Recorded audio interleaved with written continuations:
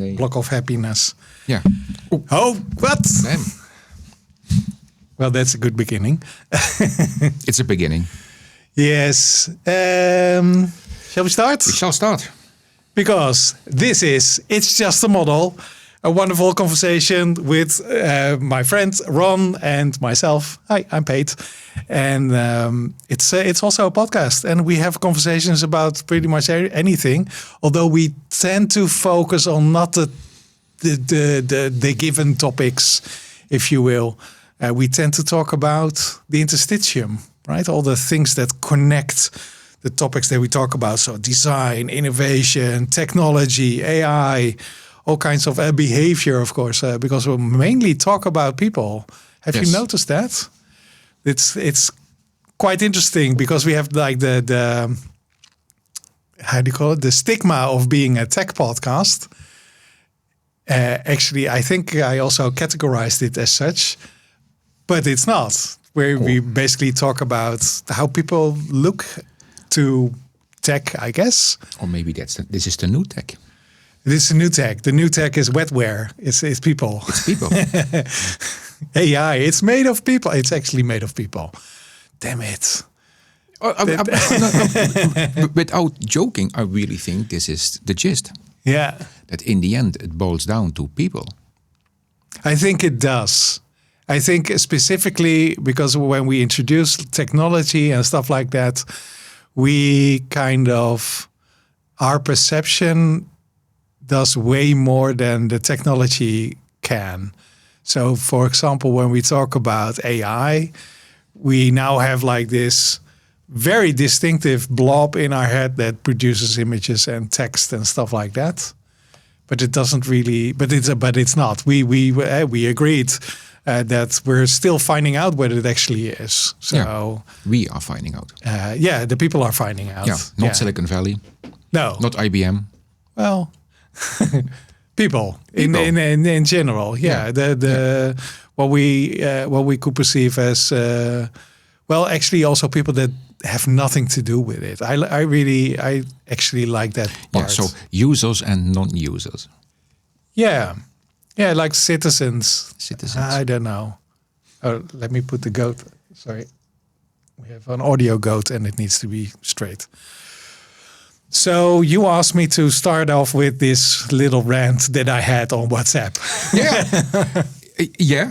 And it's the somewhere in an episode we picked up the tagline of that we are all about the tech's midlife crisis. Yeah. And briefly we thought it was us having a midlife crisis, which still cannot be discounted. But I really think what we hit on, the vein we're harvesting, is that tech as a cultural phenomenon is in its midlife crisis. Oh, that's interesting. You pose tech as a cultural phenomenon. Yeah. I think you're right. I think you're it is actually long awaited to identify it as such. Yeah. Because most of the time we look at tech, it's like, what is tech? There's little screens and the things and the microphones and technology, digital, blah, blah. But just why I think this is not just a fancy term to start a podcast with, why it is a cultural phenomenon. I mean, if I would ask you, name me a dozen tech CEOs, you probably could. Ooh, well, with some effort, I would say. Yeah, with some effort, right? But at least half a dozen. Yeah. And I'm pretty sure that my mom would probably know Elon Musk, the name. He will probably be in there. And I would do the same exercise for a car company CEOs. That would be a little bit more difficult. A little bit? Yeah, way more. Way more. I think I heard a similar thing. Apart from Elon Musk, of course. Right? Yeah. Sorry. I heard a similar thing of watch brands. So there was this big upheaval because one of the directors of a really big brand. So it's kind of like food in the watch brands, because food is basically, most of our foods, at least the processed foods, are owned by like 4 companies. Yeah. And they are owned by 2 big investment companies. And it's really, if you look at it, it's really scary, but also kind of funny that we kind of ended up here And I have really I have the tendency to say, okay, let's break everything up because this wasn't meant to be. This is really not the right. This wasn't the right idea. So this big CEO in a watch brand. So the watch brands work similarly. There are basically 4 big brands. Yeah. Swatch, for example. Yeah. Rolex is another one. Yeah.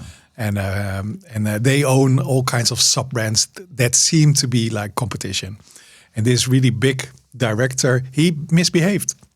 It was really awkward, specifically for all the brands, because he is seen as like the visionary of all kinds of for this particular brand of watch, and now they perceived it as brand damage, his misbehavior.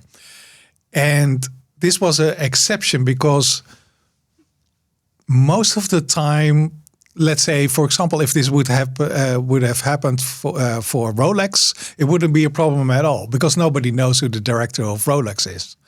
Except the watch geeks. No, not even. No. It's like the brand is bigger than the people behind it. And this is with some intention. Yeah. You know, it's similar to the fashion market, also the luxury fashion market, which is also kind of owned by like two or three big brands, I think. And these are seen as conglomerates, but they are a brand on itself as well, right? And we know there are very fortunate families behind most of these brands. But I find it very interesting. This isn't most of the time, except for example, Elon Musk. I think Bill Gates might also be in that row in the list. Larry Ellison of Oracle he used to be on that list. If they misbehave, it will probably impact like the stock market a little bit. Elon Musk probably he actually plays the game, I think. He just released. They're all playing a game. Yeah, but he plays the Twitter market. He says kind of like, I think my company will outgrow Apple in 5 years. Yeah, what? Times 2. And this is basically like a way to instill trust of the investors. What Sam Altman does, Satya Nadella does. Yeah. We bringing Google out to dance, that kind of stuff. It's Anyway, so but the topic that I actually want to bring back to the culture thing. Yeah, so it has to do with tech culture. In this case, the culture that I come from. So I'm from a design organization background, and this design organization background has this name, how they call themselves, which is agency. And I really love that word because agency to me is full accountability for your own actions, but also full freedom to do something, whatever is needed. So in this case, most agencies, they have customers, and when the customer says, "Hey, we have a challenge with our brand, with our digital stuffs." And we can't do that because we are optimized to oblivion and we don't have creative minds in our organization. We outsource it to agencies, and agencies have more capabilities and different capabilities that temporarily can augment the brand. Right? Yeah. It's and they can say, okay, we need a writer and we need a filmmaker, we need an artist, and we need like all kinds of things that an agency doesn't have inside their organization, but they have the agency to do so. Yeah. And I really like that. So I think 8 years ago, there was this big trend of agencies being observed by big IT companies, most of the time commodity IT companies. So let's say installing all kinds of softwares in other big organizations. So let's say installing Office in a government, for example. And they identified agencies as both a threat, but also as an opportunity. because they didn't have those capacities in their organizations, but they did know that when you come with like a sexy, challenging, future-driven vision to the customer, the chances are way bigger that you are chosen to be like a party of interest. Yeah. And so they started acquiring agencies by the dozen. Yeah.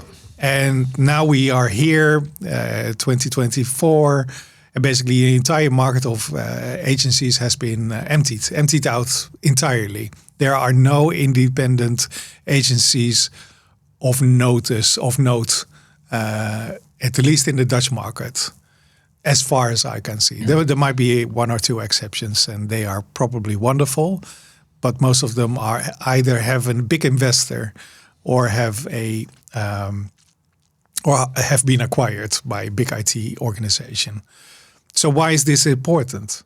Because I think haphazardly the IT companies saw the capacity, the capacity of creativity needed to grow because digital grew. Yeah. Right? We needed to make not only more but also bigger IT systems that needed designers, that needed UX, that user experience designers, but also that needed people to think about how it might interact with normal people. And they couldn't do that. So that's all of a sudden they had kind of these little specks of capacity in their organizations, and they found out it's really valuable, not only to pitch, but also to bring digital services to fruition. And with that in mind, they said, okay, we need to grow that a lot, like not times 10, but times 10,000. Yeah. And this is happening right now. And it happened. It already happened. Yeah. And I talked to the people. I kind of left that organization or that time because I kind of sensed it didn't make sense to me. It felt awkward. People were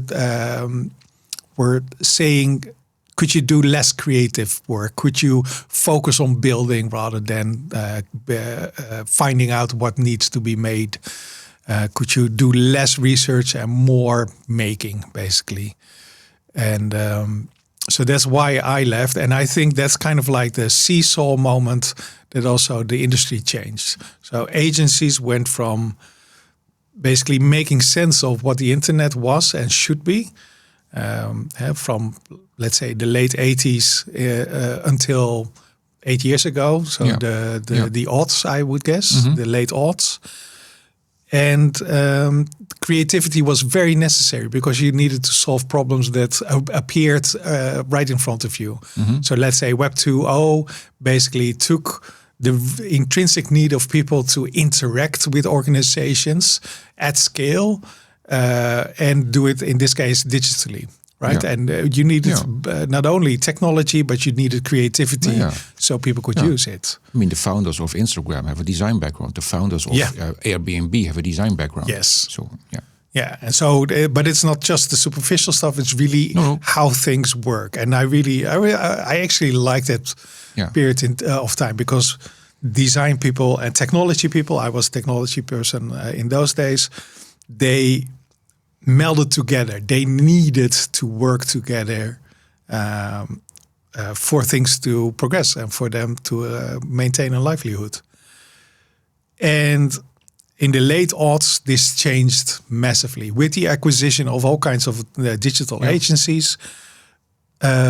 We also stopped creating because we were done with the internet. The internet was basically done for the big companies, for the big organizations.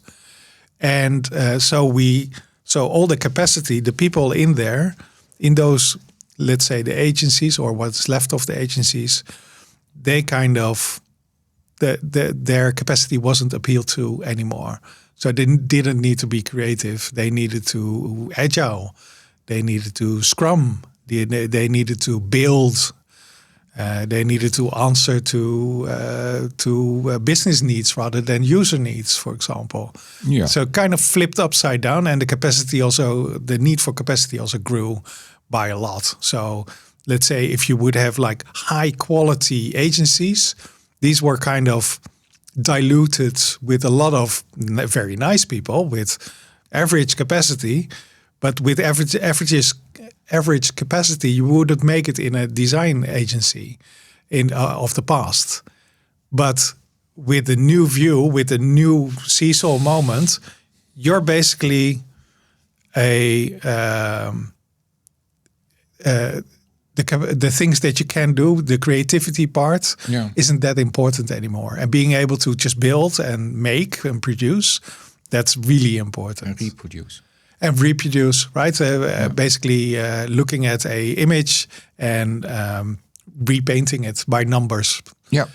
And so, and this is kind of like my big insight, and the reason that I really have some trouble into finding my new position to work is because I grew up with creating stuff, using my creativity to solve problems, actual problems, and things that are unknown, basically. And that superpower isn't being appealed to anymore within agencies or with organizations that say have agencies. So we're going from creativity to a new era where we are right now and might end pretty soon because we have AI, which is productivity. Yeah. We're producing stuff, we're making stuff. Yeah. And I kind of like, it's a logical thing, right? This probably happened a couple of thousand times before. It's also logical that it is ending, and it is ending. Yeah. And that's the midlife crisis. Yeah, I'm guessing. Yeah. It's really interesting, Pete, because I only now realize what you just described, that was the beginning of the end. Because back then, I was... yeah, but in that period, John Meader had this really nice report called Design in Tech. Yeah. Isn't that, well, tech is permeating in... design is permeating in tech. That tech companies have design leaders. I mean, that the very phrase, design leadership, actually became a very phrase.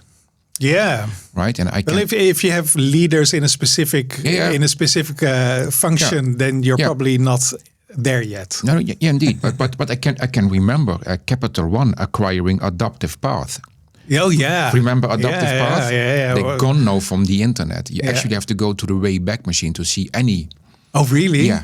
Oh. Because I know that. Because why do I know that? Because Adaptive Path, they wrote 2 fantastic articles, one on touch points and one on channel and the difference between a touch point and a channel. Yeah. And ici n'est pas une channel. It's a brilliant article, and I actually had to go to a Wayback Machine to actually read it. That's a sad state of affairs. Yeah, Accenture acquiring Fjord. Yeah, definitely. Yeah. Recently, I just learned that Capgemini acquired Frog. Yeah, Frog true. From the A couple of years ago. Even. Yeah, 2021. Yeah, I had to look it up yesterday because I was really surprised that a company like Capgemini would acquire a company with the legacy of Frog. Yeah, right from the 1980s. Helmut Enslinger, the whole Apple design language. Yeah, I think it was called the Snow White language. I have to look. It might be. Yeah. And when you said it was no longer about the user, but about the business, I think that's hitting the nail on the head. Yeah. Because what I now see, and those remnants of those agencies now in the bigger content, I tend to get across them in my professional life. Yeah. And I inevitably have to think about how bland it is. What they now produce, or how superficially appealing, but very one-dimensional. You know, nice fonts, nice spacing. And there is this phrase I keep using nowadays, and it's called blending. You know, bland branding, that all the brands look the same. Yeah. So for instance... Just like cars. Yeah. So, so one challenge I have, I really would like to put up a presence out there of my little, because I do it together with my co-journey lady, Adriana, if she's listening. Hello. Yeah. Hi. And so what do? You try some web designs and you make some prototypes. And to be honest, I think they look nice, but in a very bland way. Yeah. You know, Helvetica font, and you look at it. It is not wrong, and it's actually appealing. But Yeah. it's also very bland, and everything is so bland nowadays. And the presentations I see from these company or the pitches, they look nice, but it's incredibly bland. Yeah. There is no sparkle. There is no even. I mean, yes, there is the how might we language, right? And then after the how might we, the bloody obvious follows. Yeah. Right? Yeah. How might we do the bloody obvious? Yeah. So it's. I mean. And to me, this is the midlife crisis, right? I mean, we had this creativity. We had to find out what the internet was, and then we settled on a dominant design, and then everybody just rushed to have an incarnation of that dominant design, right? So everybody now has this bland website with the Helvetica font. I mean, look how icons of logos look like, right? You can.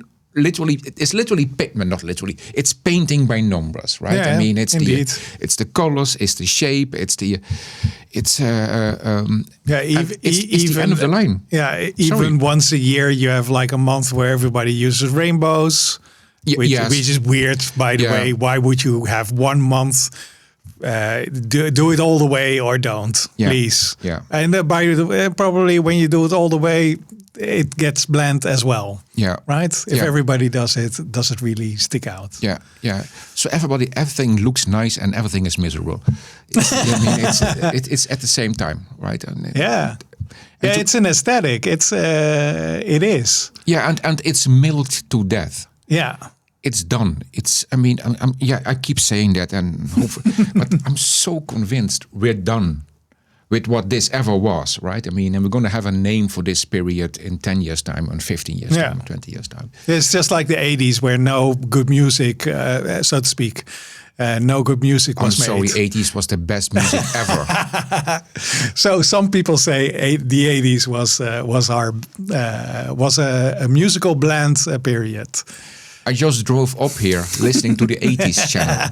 I'm sorry. It's the best ever. You may disagree, but this is... I do disagree. This is a meme. This is what people say. The 90s were bad. It might be the 90s. Yeah, Limp Bizkit, stuff like that. Yeah. I won't... That's the only that popped in my mind. I also listened to the 90s channel and Limp Bizkit popped up and I thought, this is so... Okay, forget. Yeah.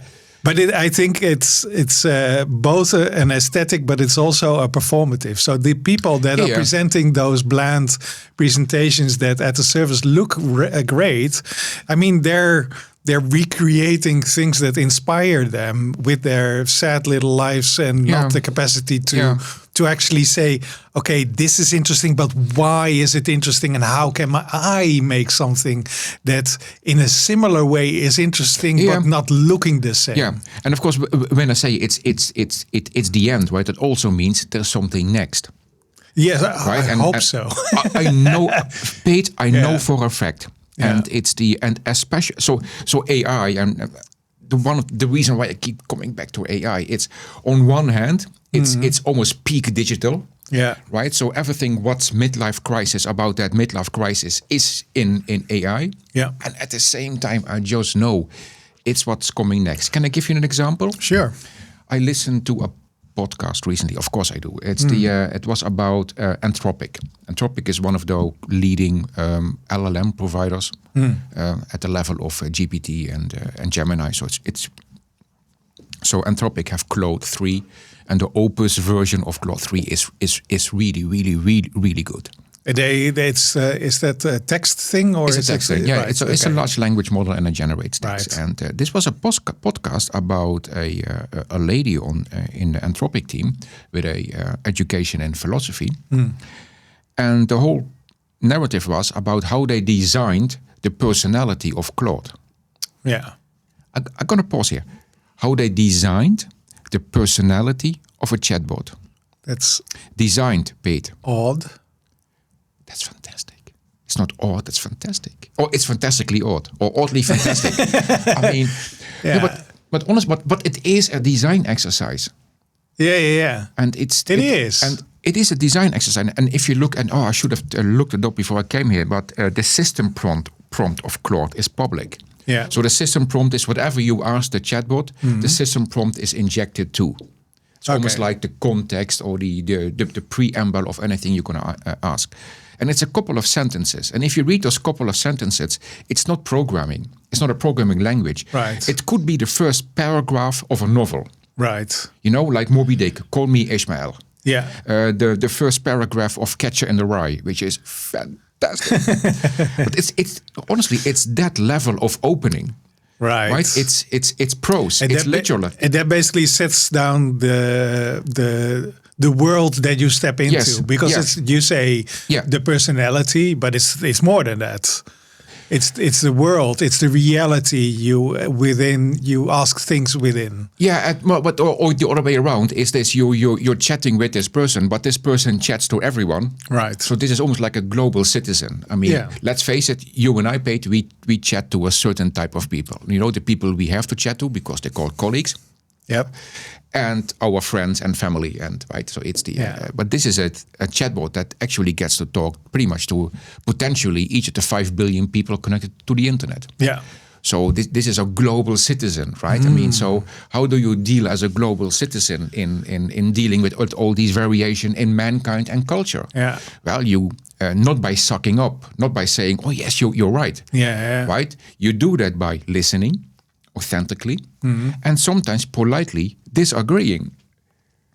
Okay. And that's a design but that this is a design decision. You probably can hear me smiling now, right? I mean, I think that's fascinating. This is the next level of UX. This is the next level of CX. Yeah. User experience, customer experience. This is the next incarnation of design. That's really interesting. You know what I did? I think What did you do, 10 years ago. So we had this little vases popping up on our tables, from Alexa and oh, I'm sorry, probably triggering all kinds of devices in the homes of people, but also the things of Apple and the things of Google. Yeah.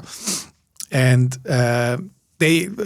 what most organizations would do is like, oh, that's interesting. We like our organization being on the table of other people. So let's just put the API in there. But it really didn't work because the reason why they basically put the API on the table, and API is basically specific questions to the database, right?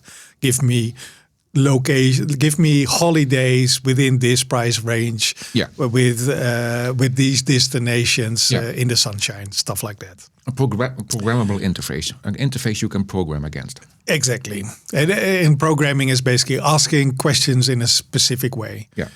And so that was kind of like what the end result was. And why this end result was there is because we use classical UX designers, so interaction designers it was called these days. And we used classical trained developers making pages rather than something else, right? Yeah. So we have web programmers and they make pages and pages with forms, and the form has something after that. But the conversation doesn't act like that. So I kind of like saw that certain programmers and certain designers got that message, and I called them differently. So I didn't call them an interaction designer, but a dialogue designer. Yeah. They're creating a dialogue. And similarly, the developers, they weren't making like a tree of pages within pages within pages, but they made loops that would interact with each other and remember stuff. And you had a state bigger than just what you just put in a little basket, but things that you disliked, for example, or things that you said no to, you needed to remember that. So you needed a specific programmer and language to actually do that. So we had dialogue developers. And that was and we just put it on the internet. We're looking for dialogue designers, dialogue writers, and dialogue developers. So these three things. And that's kind of like what you're saying, right? Yeah. These people would think about, okay, if somebody would talk to me, how would I react? And how can we make that consistent and identifiable? Yeah. Right? Transavia, big plane company, like a travel company, would talk way differently than a bank. and either one wouldn't be interchangeable, and that's a kind of like what you program. And I'm thinking that's kind of also what you're talking about. Yeah, that's with the AI. It's in that direction. Yeah, but it's consistent enough and identifiable enough. Yeah, and it's the enough bit that's the exciting. That's also exciting. So it's still malleable and and towards you, I guess. But in the end, you have to deal with uncertainty. You cannot massage that away. No, right? I mean, there is a level of messiness that won't go away. Mm-hmm. And one of the things we have been doing consciously over the past 60 years is getting away of the messiness. I mean, one of the phrases I keep using nowadays or recently is that we probably have the most complex world ever in terms of interconnections. Have you been reading into my little booklets? This is almost literal quote. Okay, please continue. Yeah, so it's I mean, in terms of connections, we have the most complex world ever. Yeah. In the history of the planet. Mm-hmm. It's a bold statement, I know. And at the same time, we have been plastering over this complexity with the illusion of simplicity and certainty and cause and effect. Oh. That's in equal measure. So what I feel, right, and that's again this midlife crisis thing, is that you can now see this sharing array. The complexity is now so enormous. It's overwhelming. That any plastering of simplicity won't hold it together anymore. Ah. And you will always have cases, edge cases, with the generative AI where things break down. So you're basically saying we ran out of curtain for the Wizard of Oz? For the Wizard of Oz. I mean, ignore the man behind the curtain and wait a minute. I mean, it's but this is a nice one. We ran out of curtain. I just wanted that quote in there. Yeah, fantastic. I mean, it's the. But I really think that's it. Yeah. And but also, I mean, it's the whole designing for certainty and perfection and correctness. You also need to design for uncertainty, designing for messiness. I totally agree. I'm sorry. Fantastic. Yeah. No, because I think I sometimes have these conversations on what kind of job I want to have. Yeah. And I mostly say, oh man, I want to be a carpenter or electrician or whatever kind of thing. Somebody that does things with their hands. Yeah. Because I'm not sure, this is a deep reference, people. So please be patient with me. In Hitchhiker's Guide to the Galaxy, he had 2 rockets because there was overpopulation on Earth. There were 2 rockets to solve it. We're moving people towards another planet. And so the first rocket, all kinds of people in the preparatory industries. So managers and telephone cleaners and hairdressers and all those people. They were put in the first rocket, seek out the new planet and... So if the second batch gets there, that they will actually have something to come home to. And so that was the plan, all said and done. The rocket is well on its way, almost at the location.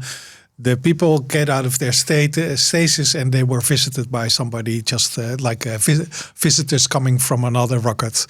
And they say, okay, so... where are you going? And they kind of like lay out the plan and they say, well, I kind of, so we're going to the planet and we're almost there. And so have you already heard from the second rocket? And they said, no, actually, no, that's interesting. So they land on the planet and they try to prepare stuff, but they're totally failing because they're stuck in meetings and they want to clean stuff which isn't there. There are no telephones, so there's no need for telephone cleaners and stuff like that. And after years and years and years, they kind of like come to the insight that there isn't a second rocket. Because after sending the first rocket with all the people that kind of like are not necessary in the world, the problem was solved. There was no overpopulation on the planet. And it was kind of really sad for all the people cleaning telephones and being managers. But it was a really good solution to the problem. It's the big shout out to Douglas Adams. So, and my saying is mostly, I don't want to be in the first rocket. Yeah. And I think the people in the first rocket will be the people not being able to cope with the messiness. Absolutely. Not being able to cope when all things fail. Yep. So I think it's not per se a profession that we're looking for, but a ability. And from my perspective, it might be creativity. I'm not sure. But I think that's the broadest capacity in humans that makes you deal better with uncertainty, with messiness, with patina, with things failing and crashing. Yeah, which is a very human thing. Let's face it. To It deal is. with that. Yeah, and it's also a very cyclical thing, right? So we have messiness and stuff like that many times over in our lives. It's people talk about the 50-year cycle or 24. These are with economy, with technology and stuff like that. I'm pretty sure we could point out the cycle of the technological midlife crisis. Yeah. I mean, it's the work from Carlota Perez. Well, there you go. Right. I mean, it's link in the show notes. Oh yeah, for sure. Link in the show notes. Yeah. I can literally remember, and this is really literally, the Saturday morning when I was reading her book in a chair in my garden with my morning coffee. Ooh. Saturday morning. And I thought, oh my God. Dit was een aha-erlebnis? This was literally an aha-erlebnis. This was literally, I had a life before and a life after. And I start mailing people, and I still have the mails. I mean, it's the maybe but it's literally about that, about the rhythm and rhyming in technology revolutions. Yeah. So I guess when we see the patterns right now, right, the technological midlife crisis, the seemingly abundance and complexity being there at the same time, the promise of a still undefined capacity as AI. What will be the next cycle? What will be the next cycle? I have no idea. I mean, these things manifest itself after the fact. Yeah. Right? I mean, you can only see the S-curve. When you're done with the S-curve. When you're done with the S-curve. So it's I have no idea. Yeah. But I'm very well. Okay, so I have an idea. But it's this. It is dancing with the messiness, and it's embracing the complexity, and it's getting away from the computer as an oracle, and going to a computer as a muse. Yeah, it's going one of the muses. One of the muses. Yeah. I mean, because it might also be nature or absolute a fantastic point. I mean, there were 9 muses, right? So the AI is going to be one. So it's and but also designing for better questions and then designing for getting an answer. Yeah, designing for iteratively getting to a better question instead of your whole loop thing, what you just alluded to, right? Instead of having a conversion that goes from A to Z in 26 easy steps. Yeah. Right, so you go directly to your answer. It's the but that's not possible. We know, because we know base layering. Yeah, and if we go too fast in the culture layer, nature doesn't care. No, indeed, right. So and that's why the illusion breaks. I mean, so that's why I really like the curtain thingy from The Wizard of Oz. Yeah, that was an illusion, and then the illusion breaks. Yeah, exactly. Or like in a science fiction movie when you see the wires holding the UFO up, right? I mean, or when you see the CGI, that's the current equivalent. Yeah. So it's ending. And of course, what is next? Well, it's a next incarnation of designing for instead of designing of. That's one of my phrases I really love. Yeah, I think so too. So who is the for? So would it be designing for I don't know, not just people, I guess. It might also be designing for society. I think so. Like a broader. I think it's but perhaps also for the planet or for I think ecosystems. Certainly the latter one. It's designing for Sceniuses. I love the word Scenius. I think I've used it before. Have I? No. Well. Yeah, so it's you're piquing my interest. So please explain. So Scenius is a phrase by Brian Eno. Who else? Yeah, it's the big inventor. Yeah, and he called it the communal version of a genius. So where the genius is in the community, not in an individual. Exactly. I think you mentioned this. Yes. And you mentioned that the music was crap in the 1980s, and I respectfully didn't agree. And I'm just echoing the sentiment. And one of the reasons, and if Adriana is listening, she knows what's coming. Joy Division, fantastic band from the early 80s, late 70s, right? And if you look at that band and the people who were involved, the band members weren't special. There was nothing that you say they were child prodigies or excellent musicians. I mean, literally nothing. The bass player, who I still adore to this day, he got the cheapest bass. And how cheap? Well, he didn't actually get a case. So it was actually, he had to get it back in a bin liner. So a plastic bag, right? I mean, the guy that made their posters was literally an art student. Okay. Not a prodigy art student like Johnny Ive was, just a art student of many. He made great posters. His name is Peter Saville, actually Sir Peter Saville. Oh, okay. He is rather established now. But I mean, back then, he made excellent work. Yeah. But a normal bloke. Their producer, Martin Hannett, made great music half a decade later, Happy Mondays, etc. I think we struck gold. And I could literally go on, all these people involved, but none of them special or extraordinary talented. But it's the scene to get.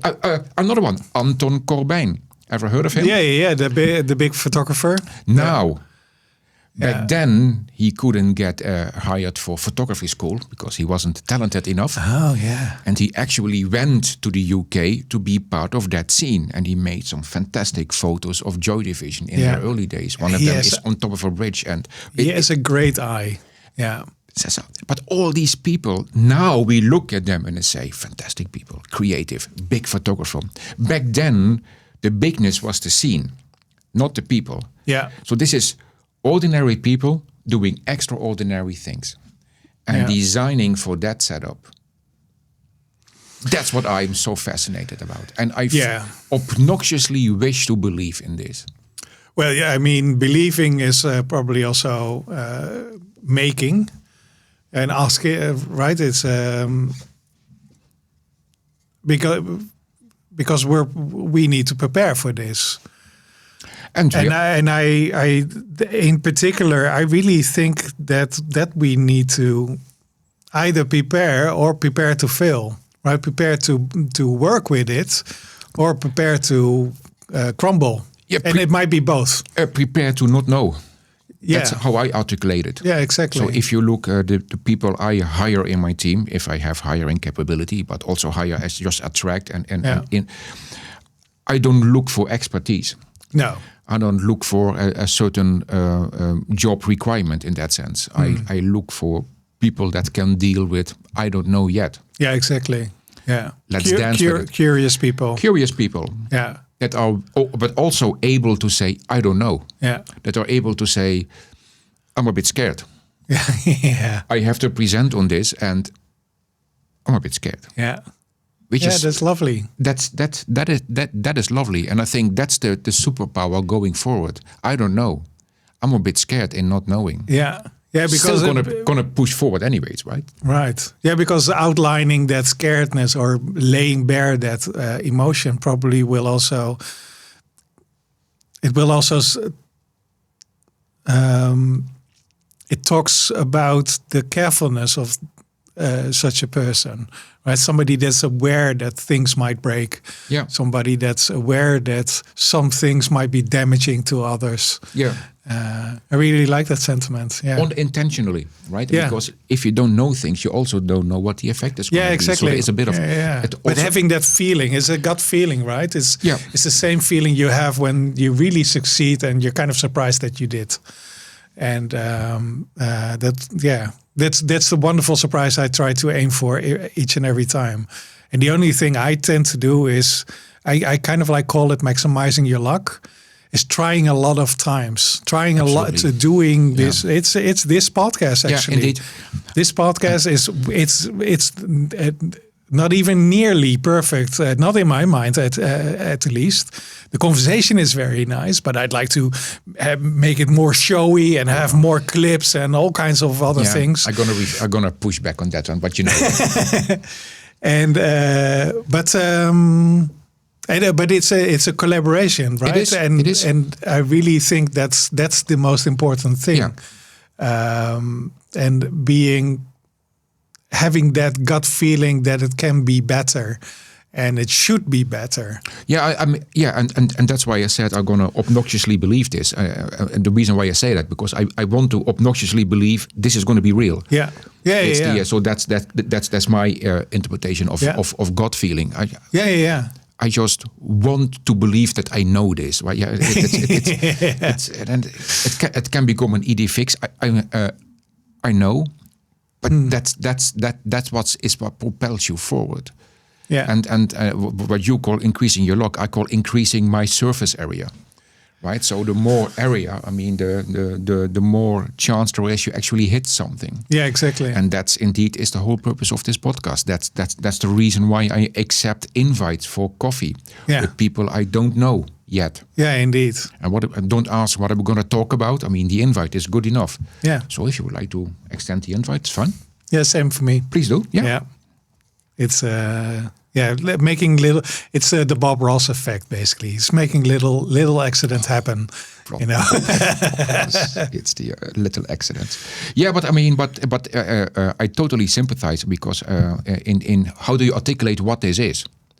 Because we can't. You just said. No, I mean, right? so yeah, indeed. Yeah. So articulate how would a job sound like? What would a job requirement sound like? Yeah. What would a job title be like? I have literally no idea. Yeah, I think just doing a lot of things. I mean, we kind of condemn some of the movements around AI. Nevertheless, I at least also see that these things need to happen before other things can happen. Yeah. The only thing that, including all the hype behind it, right? We need to go, and it's I don't want to call it the hype cycle, but we need to go to the blind enthusiasm of something before so we can use it a lot and finding out it doesn't work for that particular application, but it might be for something else. So we need to go through this. But we can also make fun of it. And that's kind of like the thing that I really miss in these days, right? It's the either being very sarcastic and saying, oh, this won't work at all. Or being blindly faithful and this is the big thing ever. Yeah. Neither one have any inkling of humor. Yeah. And I miss that. Me too. I most of the time, this is kind of has to do with the big discussion about where to do work. I don't believe in remote work because of that, because you can't have fun. Because you can only have fun outside of the things that you do actually do work, right? It's the meeting in Zoom is a meeting for a specific purpose. It's never to have fun, never. Actually, when it starts to have fun, most of the people would say, "Well, I guess we're done." That is true, and that is literally toxic for people. Yeah, just in general. Yeah, it's true. And it's just like having a call with your mom, although it might be fine, and you exchange all the things that happened. Yeah, having fun just happens when you have coffee and somebody stumbles. I tend to start my Zoom calls with a joke of 2 or 3 or 4, and so you can literally. You can sometimes see the unease, right? This is a work call. I mean, no joking around, right? That's the. Yeah, but it triggers the mind. It's a nice one. Yeah, I can see that. Yeah, I actually. So you have been playing around with one of the topics actually, and I just want to call. I'm fascinated with architectural videos on YouTube, and this one really caught me off guard. So there's this thing. In Chicago, it's called the Windy City. They have really tall buildings. The tall buildings can't be made anymore because they can't be made taller. That is because the surface of the buildings are becoming smaller because there's less space, and they can't be taller because of the wind. The biggest challenge of a building is not gravity, but it's wind, which is really interesting, right? It's this big surface so it seems self-evident, but it's not for most people. When you start building this thing, and we have this, I think we should put the thing in there. Let's see, number 2. Here we go. This one is nice. And so we have this really straight thing. There's a lot of buildings in Chicago. Let's put this thing away. So it's a big, long cube. Or rectangle, and this is very common in Chicago up until now. But wind, if you build such a thing in a windy city, it will get damaged somehow, or it will damage other things because it's really strong, or it will break down because it's not strong enough. You can't make them strong enough these days because you have cost and stuff like that. So what they call the influence on wind is organized wind, which is really interesting. So I really like that. That's a nice phrase. I think we need to make an analog of this within the rest of the world. So if organized wind, it's really easy to comprehend because you have a big surface, you have all kinds of wind coming to this big surface, and it's all organized. It's similar, right? It's acting the same. So what do? Let's say the wind is one thing, one personality. You confuse the wind. And this is the term I really love. So they started building and designing buildings like this. So you have like odd little stairs. So they're not straight. They have like all kinds of different stair-like things. We'll probably make a photo, put it in the show notes for the people listening. And the building is built differently. They have all kinds of different irregularities. And these things are there to confuse the wind. And I like that sentiment, as if the wind is like this, whoa, I can't make sense of this. I need to disperse somehow. I'm all confused. But the sentiment is, I really like that sentiment. And I think we might want to use this mechanism also in design, right? You just said in design we have these straight things, things that seems to be perfect. Yeah. But things aren't perfect because they interact with people, they interact with society, with things that aren't uniform, that aren't organized, because most things aren't. Even though they might have the moniker of organized as a company or a government. But if you look inside, well, I'm not sure if you ever been in government, but I can tell you it's not organized at all. They have rules to make it, but it's not similar to big organizations. I was about to say that any large enough organization. Yeah, but they try to have this monolithic view of organizing themselves or trying to organize themselves, and all these efforts fail. Yeah. And I much rather like this design view of things. Is like we need to confuse the organization because this is way more healthy, and we can build taller. We can build different things. That's fantastic. And I really like that sentiment. That's a really nice metaphor. And I'm not sure where to apply this, but I will put the video of this particular thing inside the show notes. But it really inspired me, and I thought I don't know what to do with it, but it's a thing. We need to do something with it. We need to design for confusion a bit more.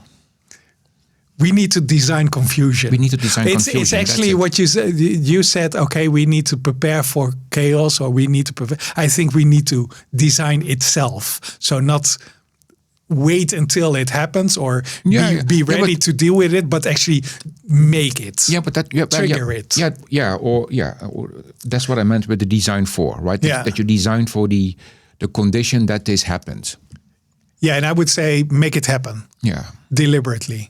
Yeah, but It even might be controlled demolition, kind of that view. Yeah, but with the confusing the wind. I mean, the wind still blows whenever it wants to blow, right? You don't control that, and you don't control from what direction it's coming and what intensity it's coming. Right, but this design makes it so that you can withstand. That's what I mean. Design wind. for, right? Yeah, exactly. So I still gonna insist a bit, Pete, that when it happens, we have designed the condition for it to disperse in a way we consider favorably. Yeah.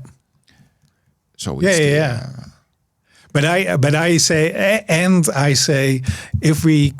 if your organization looks like this, then you are bound to get in trouble pretty soon. Yeah. If you're not in trouble already. If that's the gestalt from your organization, if that's how it manifests itself, then you will not enjoy the next 3 or 4 decades. I totally believe so. Yeah, indeed. Yeah, indeed. But on every level, right? If you consider your career like this monolith thing, you're not going to enjoy the next 2 or 3 decades. Indeed. So be a confusing building. It's the. I have to chew a bit on that one, but it's nice one. Yeah, it's a new thing. And by the way, I was also triggered. I see we just had a couple of minutes. I heard you in a world of an ever increasing, and I straight away tuned out because I'm a copywriter at some point, right? I write blogs and articles, stuff like that. And this is the start of most blogs in a world where blah blah blah blah blah. And most of the time, it says something akin of. In a world where complexity keeps attacking us, and bigger, more complexity, and exponential growth, and exponential this and that, and a lot of hand waving from my point of view. And I say, okay, so if this is true, because it's fine, right? Let's say it's a given. Complexity is a thing. Did we fail as a people that we made our own lives this complex? No. We failed accepting that it is inherently complex. And that increasing complexity is a given of our progression as a species. But is it the progression, or has it always been complex? It already has been complex, and it's getting increasingly more complex. I'm sorry, copywriter. But no, I like that. So, but if we talk in terms of what let's say technology should do, is make things simpler. Right. So why didn't it? I mean, why should it? I mean, I see technology as a cultural phenomenon, right? Looping back to the beginning. Yeah. And it's technology that actually helped us increasing the complexity. Yeah, it definitely did.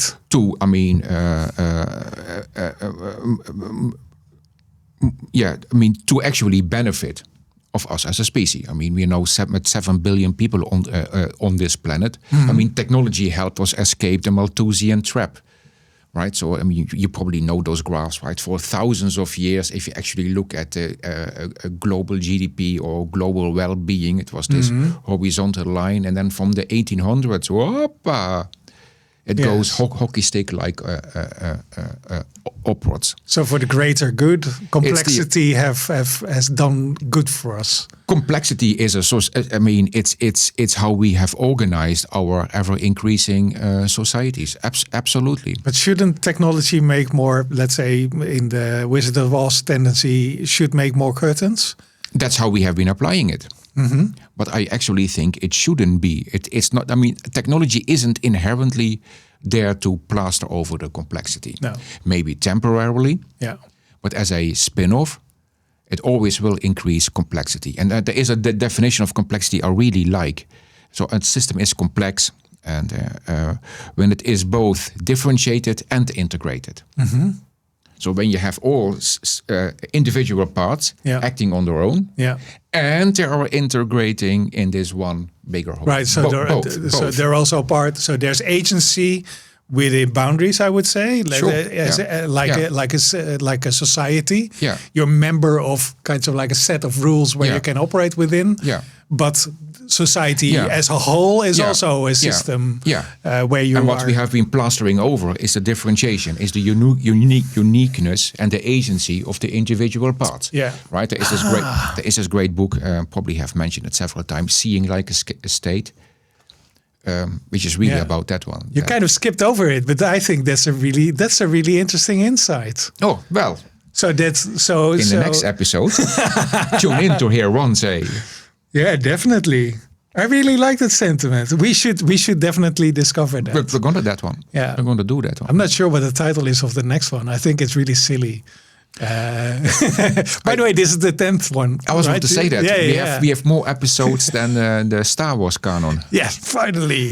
I think the next milestone is the number of episodes in Fawlty Towers, which is 12. No. Yes. It should be more. They actually... I thought they had... They actually asked John Cleese, why aren't there more episodes of Fawlty Towers? Yeah. And then he said, well, I got 6 hours out of Basil Fawlty. Yeah. And Shakespeare only got 3 hours out of Macbeth. That's true. Yeah. So there you go. So he drained the well, basically. Yeah. I like that. But so let's put a pin in that, because I think that might be. We're going to do that one next. It doesn't need to be the next one, but a next one. No, I think it should certainly be a next one, and we have a great title lined up that totally fits into that one. But I'm not going to tell you which one it is. No, because we won't. Tune in. If you haven't known, I think so. My intention is to have the title never have anything to do with the content, just as a joke. But most of the time we do. We actually do. Even though we didn't intend it to. Yeah. But that's kind of, I really like that, the tumbling into something, into the new title. Yeah. Anyway, so this is the end of this episode. Thank you very much for watching us debate worldly things, I would say. This is, by the way, a value for value podcast. At the moment, it really doesn't really matter, because you're like 2 of you or 3 perhaps. No, probably a little bit more, I know. But if you experience some type of value, you enjoyed yourself, this time is valuable for you as well, please donate some money. There's a wonderful page on our website, itsjustamodel.com. And you can click there and you can donate some money so we can continue making this. And basically appreciating our time invested into you. And if you have ideas or you like to meet us, please hook us up at ideas@itsjustamodel.com. Am I forgetting anything? No, this is basically it, right? This is it. I really love For this. now. I love this talk. So I can't wait for the next time. Me neither. See you next time. See you next time. Ciao.